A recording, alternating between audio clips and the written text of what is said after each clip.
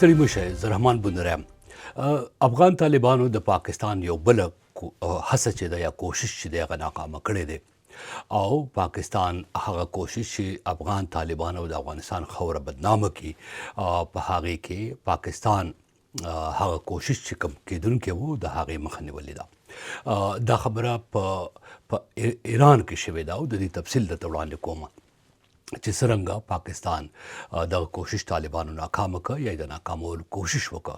ورسره د پاکستان د وزیر اعظم نړۍ ته فریاد چې دی په ترکمنستان کې په هغې باندې به بحث کومه چې پاکستان اوس خپل چې کوم تګلاره ده بالکل شاته راتاو شوی دی. اوس نړۍ ته د خپل تیر شوي قول او فعل بالکل برخلاف خبره کوي.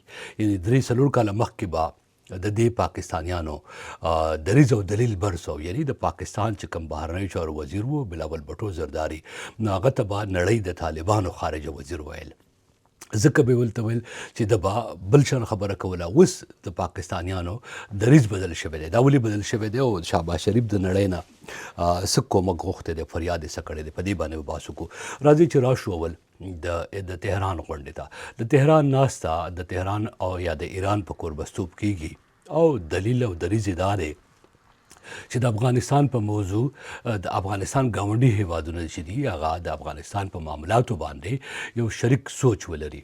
اوسنی وضع چې دا اوسنی حکومت چې دی یا نظام چې دی په دې باندې د افغانستان سره د ګاونډیانو چلن او په داسې حال کې چلن یا تعلق یا سفارتي اړیکې چې هلته په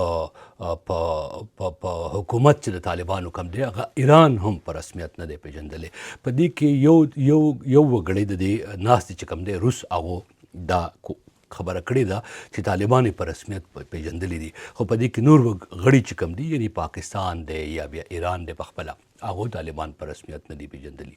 دا ډېر کرټیکل او حساس وخت دی یا ډېر نازک وخت دی. په داسې نازک وخت کې چې د پاکستان او د افغان طالبانو ترمنځ جنگ دی، جګړه ده، په دې وخت کې دا غونډه کیږي او دې غونډه کې چې کوم طالبانو انکار دی دا مهم دی او دا د پاکستان ماتې ولې ده.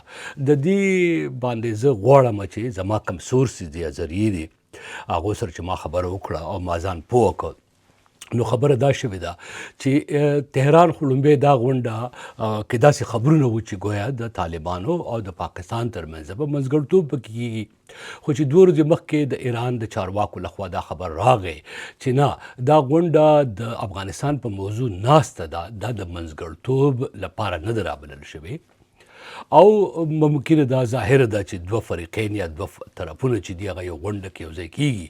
نو بیا لازمه خبره ده هلته څه نه څه ملاقاتونه خامخا کیږي. یعنی د دې نه مخکې تاسو ته یاد دی چې د پاکستان چې کوم د کورنۍ چارو وزیر دی محسن نقوي هغه هم په دې ایران کې د افغانستان د وزیر سره لاس ورک او د جګړې په وخت کې هغه تصویر خپور کړ او دنیا ته دا پیغام ورکړ چې اوس هم پاکستان چې دی هغه د زړګي سر دی، طالبان د زړګي سر دی یا د طالبانو د زړګي سر دی. دا هغه وخت دا خبره کېده چې متقي صاحب نوي دلي ته تللی و، نو لازمه ده دې کې به هم داسې کېده. نو خو دا د منځګړیتوب دپاره نه ده. نو دا غونډه د څه دپاره او د څه دپاره کېږي، د څه دپاره دې دپاره کېږي چې افغانستان کې یعنی د ګاونډیو سره تفاهم، اړیکې او اقتصاد او سفارت او امنیت دا غټ موضوعات دي او په دې باندې ایران او پاکستان او چمګاونډ هیوادونه وایي چې هغه فکرمند دي او غواړي چې په شریکه د افغان طالبانو سره تفاهم وکړي یا د افغانستان وسنۍ وضع چې په دې کې هغه څه قسم کومک یا ملګرتیا کولی شي هغه وشي. دا کومه بده خبره نه ده. د دې نه مخکې د ماسکو فورمټ چې دی په دې کې هم دغه شان ناسته شوې وه، شاید په هغې کې خو بیا ناسته کې د پاکستانی چارواکي او د امیر خان متقي صاحب ترمنځ ډېر تاوتریخوالی هم شوی و او ډېرې داسې خبرې هم شوې وې چې هغه د سفارتي آدابو نه لږې بهر وې او ما چې کوم معلومات ترلاسه کړي نو په هغې باندې متقي صاحب ډېر د متقي صاحب غوندې معتدله میانه روه سوچ لرونکی شخص چې دی یا سفارتکار چې دی هغه هم غوسه شوی و او یعنی احساساتي شوی خو نه و، دا به نه ورته وایو، خو د خفګان اظهار یې کړی و. چونکې خبره د قومیت یا د خبره د ملت د ابرو وه، نو هغه د هغې اظهار بیا د ماسکو په فورمټ کې چې په کوم انداز کې وکړو، هغه موږ هلته لیده. یعنې پاکستان ته یې نه یوازې دا وویل چې مهرباني وکړه، قلار شه، تهمتونه بهتانونه مه لګوه، بلکې ورسره یو ګواښ، یو قدم مخکې لاړ شي، د پاکستان خاوره د افغانستان خلاف استعمالېږي. یعنې دا نو اوس دلته براشو، زه ډېر ستاسې وخت نه علمه چې اصل جنجال دلته څه و. ولې افغان طالبانو پاکستان خواهش چې کوم و هغې مخه یې ونیوه او څنګه یې مخه ونیوه؟ د پاکستان خواهش دا د تهران په ناسته کې د ایران سره چې د دې غونډې اعلامیه چې کومه ده، پرېکړه لیک چې کوم دی، هغه به دا وي چې د افغانستان او پکې غوښتنه شامل وي چې د افغانستان خاوره به د بل چا خلاف نه استعمالېږي، او په افغانستان کې میشت پټ وسلوال چې کوم دي، د هغو پناه ځایونه، د هغو د تربیت مرکزونه به ختمیږي، او د هغو خلاف به افغان طالبان ګام اخلي، او افغان طالبان به پاکستان ته او ګاونډیو ته دا لیکل ورکوي چې د افغانستان خاوره به د چا خلاف نه استعمالېږي. طالبانو په دې نکته باندې اعتراض لره. ایران سره دا خبره شریکه کړې ده. زما چې کوم سورس دی یا ذریعه ده، هغه ډېره قوي ده او ډېره مهمه ده، او هغه د پاکستان په فرمایش باندې د تهران کې دا قسمه اعلامیه چې ده هغه تیاره شوې، نو هغه ورته وي چې صاحبه دا د افغانستان د موضوع باندې غونډه ده، د افغانستان د بدنامولو یا د پاکستان د نکتې یا د بهتان یا د الزام د ثابتولو لپاره نه ده. نو که تاسې غونډه کوئ، زمونږ سره ستاسې ګاونډګیرت سفارت په افغانستان کې وسني چې څه حالات دي، په هغې باندې تفاهم یا خبرې چې دي هغې ته موږ تیار یو، په هغې باندې بحث کیدی شي. خو که د پاکستان د فرمایش پکې تاسو پوره کوئ، د دا ټکی موږ ته د قبول وړ نه دی. په نړیوال ډګر باندې پاکستان دا کوشش کوي، یعنی ماسکو کې هم دا خبره کړې وه. اوس زه چې لږ ساعت کې خبره کوم د پاکستان د وزیر اعظم شهباز شریف، نو پای کې به دا ثابته شي چې پاکستان کوشش کوي. نو ایران ته یې وویل چې صاحب دا ټکي د منلو وړ نه دي. په اعلامیه کې چې د افغانستان خاوره د پاکستان خلاف استعمالېږي، هلته BLA دی، هلته TTP ده، هلته القاعده ده، دا خبرې د منلو وړ نه دي. هلته که څوک شته دی، هلته که څوک بیش دي، نو یي به د نه زه خو کم سے کم انکار نه کوم، ملګري ملتونه هم داسې وایي، خو افغان طالبان داسې نه وایي. هغه وایي چې هلته د هغو په خاوره باندې تربیتي مرکزونه هم نشته دی، نه د هغو خاوره د چم ګاونډ خلاف، د ګاونډیانو خلاف استعمالېږي. مثال په توګه امیر خان متقي صاحب په تېره اونۍ کې دا خبره کړې وه، تېره میاشت خلیفه سراج الدین حقاني کړې وه، د دې نه علاوه وخت په وخت ذبیح الله مجاهد دا خبره کړې ده، او پاکستان ته څو ځله باور ورکړی دی. اوس خو تازه ورځو کې چې باور دی هغه پکې کې طالبانو لکه د خپل طرف نه زه داسې فکر کوم چې ډېر د یو لوی زړورتیا مظاهره کړې ده. لوی زړورتیا مظاهره داسې کړې ده چې په کابل کې امیر خان متقي صاحب وویل چې په افغانستان کې د افغانستان خاوره به د چا خلاف نه استعمالېږي، او له دې ځایه به د بهر کې نظامی فعالیت نه کیږي، او که داسې چا وکړل د هغو مخه به نیول کیږي، او دا د امیر امر دی، او د امیر امر یا تابعیت چې دی د دې باندې عمل چې دی واجب دی، او که داسې ونه شو نو هغه به مخالفت ګڼل کیږي. یعنې دې نه ښکاره ګواښ یا وارننګ یا خبرداری یا اعلان چې دی په افغانستان کې که څوک میشت دی هغو ته نور څه کیدی شي. خو بیا اندرابي وویل په پاکستان کې چې صاحب موږ خو په دې باندې داسې لوظونه د مخکې هم کړي دي، اعلانونه بیا هم دا کار شوی دی، لحاظه موږ لیکل غواړو. نو پاکستان اوس دغه خبره چې ده د اندرابي ده یا د پاکستان د اسلام آباد دا سوچ چې دی دا د تهران د لارې هم په لیکله بڼه کې ورکوو. یعنې مخکې په قطر کې دا کوشش وکړو، بیا په ترکیه کې وکړو، اوس په تهران کې دا کوو چې طالبان په دې غونډه کې موجود دي، او د طالبانو په موجودګۍ کې دا خبره وشوه چې افغانستان خاوره چې دا هغه د دهشتګردو مرکز دی، او له هغه ځایه ګاونډیانو خلاف عملیات کیږي، او طالبانو باندې فشار واچول شو چې دا کار به نه کیږي. نو دا خبره طالبانو ایران ته وویل چې صاحبه دا خبره د منلو او زغملو وړ نه ده. د افغانستان بدنامي یا د طالبانو بدنامي چې د اوسني واکمنانو دا ناسمه خبره ده. هغو خپل سرحدونه خپله پوله خوندي کړې ده، په افغانستان کې امن دی، خلک خوشحاله دی، او د ترهګرو جال او مرکز نشته دی، او نړیوال ترهګر نشته دی، او چاته ګواښ نشته دی. پاکستان د دې په جواب کې طالبانو ایران ته دا وویل چې پاکستان کې خپلې کورنۍ مسلې دي، پاکستان کې کورنۍ مسلې مثال په توګه د او یو کالو راسي د بي ال اي د بلوچستان چې کوم تحریک ته د بلتون دا په سیاسي ملت پالو کې د ډېر وخت راسي موجود و چې د پاکستان سره د یو ځای پاتې کېدل نه غواړي د خان ابقلات او داسې خلک چې وخت په وخت دا خبرې کولې. اوس دا تحریک د مزاحمت د وسلوال تحریک په شکل کې موجود دی. دا د پاکستان کورنۍ مسله ده. په پښتونخوا کې چې دی هغه چې کوم عملیات کیږي هلته کې چې کوم ولس دی او خلک دی تحریکونه دي هغه دا و چې د عملیات مشکوک دي. دغه شان د مذهبي ډلې دي ډېرې زیاتې چې ځینې پکې توندروه ډلې هم دي هغه د هندوستان سره جنجال غواړي. بیا په پاکستان کې دننه مثال په توګه زه بل مثال در کوم د دې اکثره څوک ذکر نه کوي. په پاکستان کې د مسلې د ژورتیا یو مثال در کوم. زه ډېر زمانه په کراچۍ ښار کې پاتې شوی یم. نن سبا کراچۍ ښار چې لیاریا علاقه ده هغه ډېره مشهوره شوه د دې رحمان ډکیت او د دې ارشد پپو او د هندوستان د دې درندر مووي په وجه باندې یا فلم په وجه باندې. خو د کراچۍ د مشهورتیا علت چې د لیارۍ یا د لیارۍ ګینګز نه دي د هغې غټ علت چې دی هغه پښتانه دي.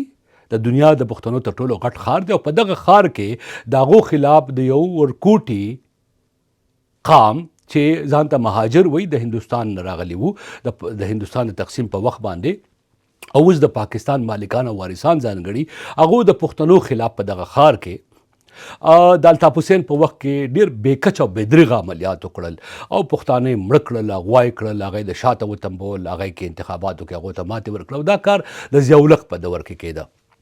دا د پاکستان د دوه نسلونو یا د دوه قامونو ترمنځ یو ډېر غټ جنجال و چې اوس هم موجود دی. دا جنجال بیا ختم شو خو د دې نه علاوه دا جنجال اوس د سیندي قام چې د سیندیانو سند خاوره ده مهران خاوره ده د هغې مالکان دي د هغو د مهاجرو ترمنځ موجود دی او ډېر وخت په وخت دا خبره کېږي چې په کراچۍ کې میشت ایم کیو ایم الطاف حسین ډله چې وه اوس خو قسم ټوټې شوې ده هغه پاکستان ماتوي او د هندوستان په لمس دا کار کوي.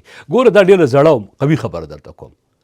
دغه شانتي د پاکستان په پوز کې دننه د پاکستان پوز او د ولس ترمنځ چې کوم جنجال دی دا ډېر قوي جنجال دی ډېر بنیادي جنجال دی او په دې کې دا وخت تاسو وینئ چې د پوز مشر چې کوم دی عاصم منیر د ګډو ځواکونو مشر د هغه خلاف یو ډېر غټ مومنټ او تحریک موجود دی او هغه ځینې ملان چې دي هغه ځان سره ملګري کړي دي په دې مولیانو او په دې خبریالانو چې هغه څه وایي د پوز په هکله په هغې به ځان له پروګرام کوم. نو داسې نور هم جنجالونه دي. نو طالبان وایي چې پاکستان کې خپل کورني جنجالونه دي. یعنی تاسو ته زه بل مثال در کوم چې د شیعه او سني ترمنځ جګړه چې د پاکستان کې دا ډیره زړه ده. د شیعه مسلمانانو په مذهبي عبادت خانو په جماعتونو یا جماعت خانو باندې حملې چې دي ځانمرګي بریدونه دا نوي خبر نن سبا په خلک باس نه کوي.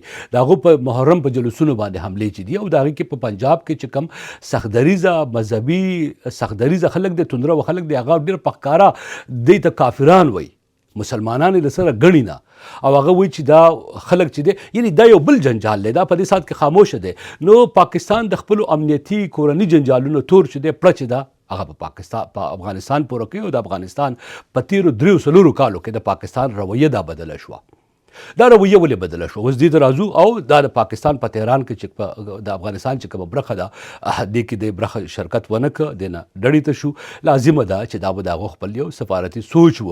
البته زه دا فکر کوم چې غونډه کې شرکت باید شوی وي هلته دی موجود وي او هلته یې په پاکستان د رویې خلاف په نړیوال ډګر باندې خپله خبره کړې وي او ډېره واضحه یې کړې وي او ایران ته یې ویلې وي چې صیبه دغه اعلامیه تاسو تیاروئ خو موږ پرې دستخط نه کوو او احتجاج یې په ایران کې ریکارډ کړی وی. دا به زیاته ښه زما په اند باندې خو دا کارونو کو بهرحال هغو ته د هغو مشرانو یا د هغو خپلې فیصلې چې دي هغې کې موږ کار نه لرو او د هغو خپله خوښه ده چې هغو څنګه کړي دي.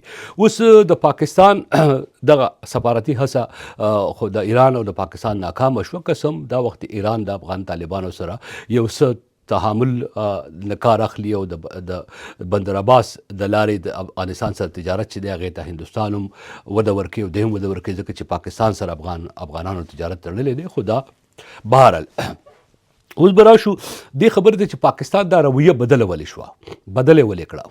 پاکستان د جنرال فیض خبر تاسو ته یاده ده چې اوس یې ورته سزا ورکړه. دا چای والا جنرال چې و 14 کاله قید با مشقت یعنی هلته به په قید خانه کې وي په زندي خانه کې به وي او هلته به هغه دغه چې دی میچن چې دی هم کوي. میچن کول چې دي دا په مشقت کې شامل دي. یعنی دال به پخې هلته د پاکستان جنرال فیض حمید چې دی د قیدیانو لپاره په پاکستان په جیلونو کې دال پخول کېږي، ډوډۍ پخول کېږي، باترومونه انځل پکې شامل دي او داسې نور شامل دي. زه نه یم خبر چې دی په عامه بندیخانه کې ساتي که نه په ځانګړي کې به ساتي، خو با مشقت قید چې کلم نوم واغستل شي نو کې دا خبرې شامل وي چې دال پخول پکې شامل وي. بهرحال نو پاکستان هغه ولېږه کابل ته د فتح او د جشن اعلان یې وکړ، د غلامۍ د زنځیرونو اعلان یې وکړ.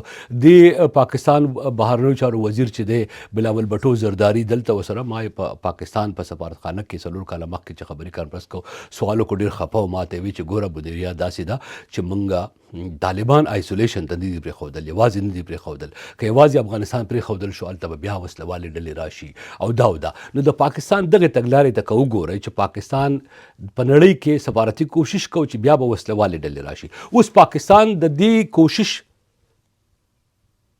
معنا مطلب څه؟ اوس پاکستان په خپله وایي چې وسلوالې ډلې راغلي دي. نو دا وسلوالې ډلې څنګه لاړې هلته او له هغه ځای بیا د پاکستان خلاف څنګه شوې؟ افغانستان کې طالبان د افغانانو د پاکستان خلاف څنګه شو؟ د دې جواب باید پاکستان ورکړي چې دا ټرنینګ پوینټ څه دی.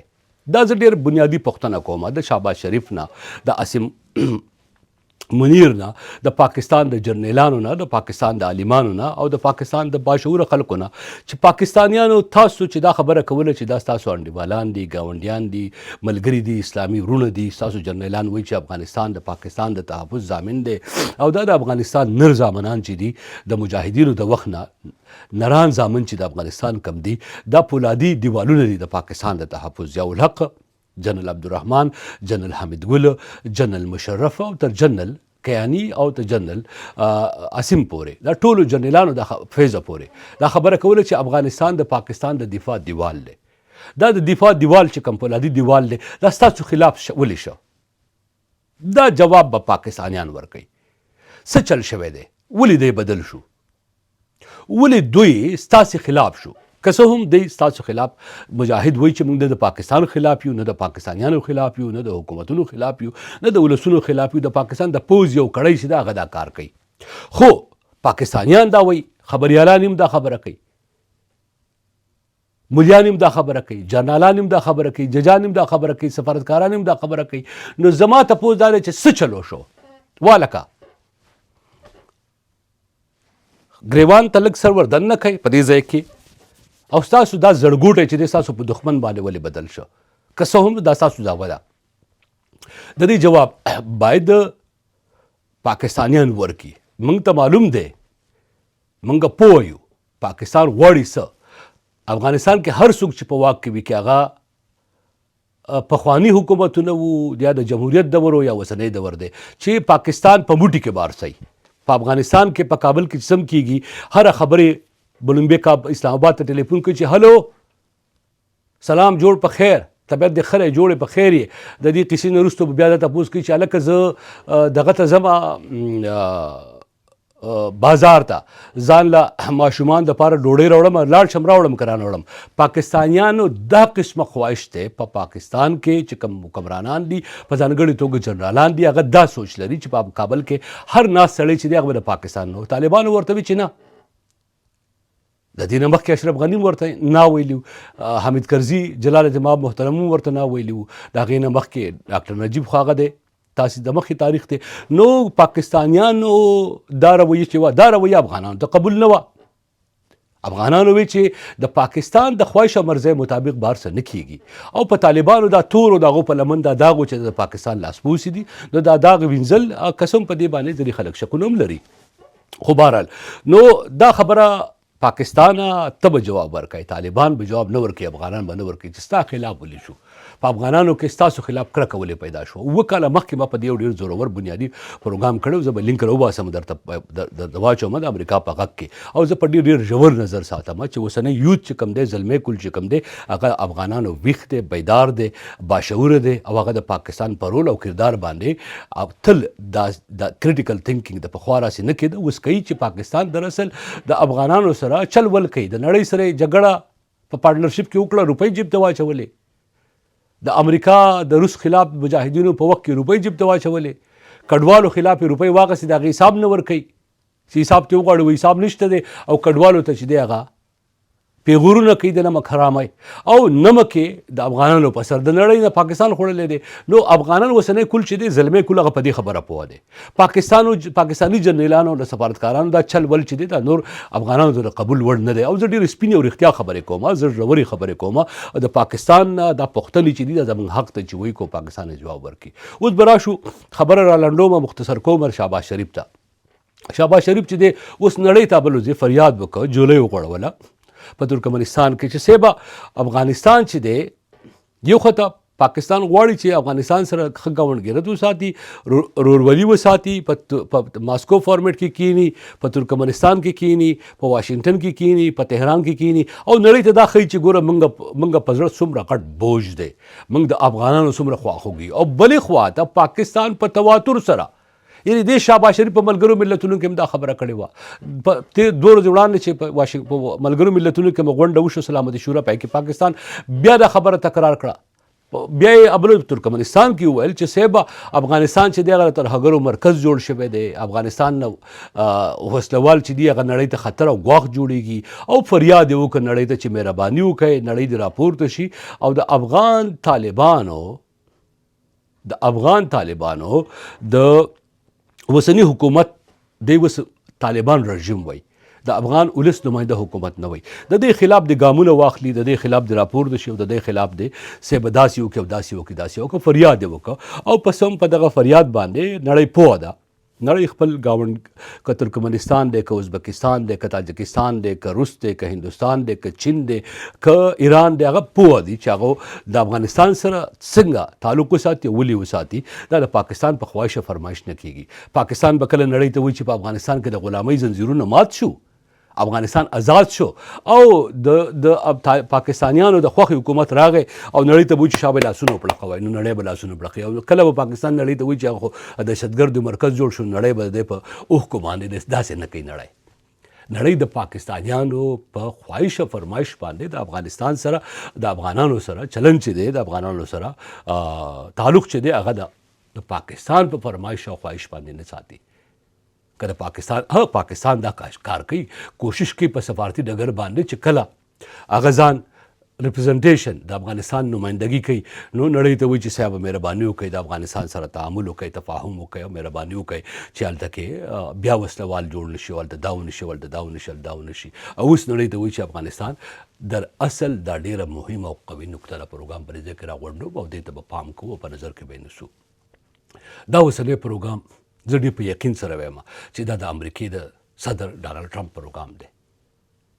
دا پروګرام د چین خلاف د بګرام د هوایي اډې لپاره د صدر ټرمپ خواهش دی، په کوم کې چې د جبر الله مجاهد تر مخه د پاکستان د پوځ یو کړی چې دا هغه لاس لري او په افغانستان کې اړې جوړوي. او اوسني واکمنان چې په افغانستان کې کم دي د هغو ترمنځ اختلافات چې کوم څه لږ ډېر موجود دي هغه ژور کړي او هلته کې د اوسني مشرتابه دا اوسنی شکل چې دی دا په پرامنه طریقې سره بدل کړي او دا کوشش روان دی. په دې افغان طالبان په دې خبر دي او چونکې نوره نړۍ د امریکې په وړاندې د امریکې په مقابل کې انتر دې طیب اردوان چې کوم د ترکیې دی هغه په دې سودا کې د امریکې سره ملګری دی، ځکه چې د هغو د کور سودا چې وه امریکې نیولې وه، د کور سودا د هغو F-16 او F-35 جازونه وو چې امریکې نه ورکول.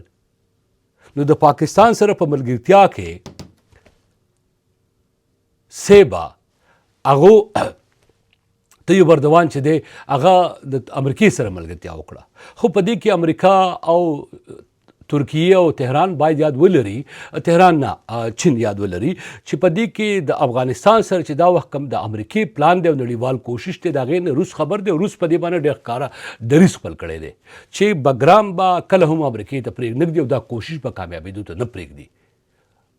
نو دا اوس چې څه هم را لوبه اوږدېږي او لږه ځنډ ښکار کېږي، د ټولو غټ چې کوم خنډ دی دا وخت د پاکستان په مخ کې د امریکا په مخ کې هغه روس دی.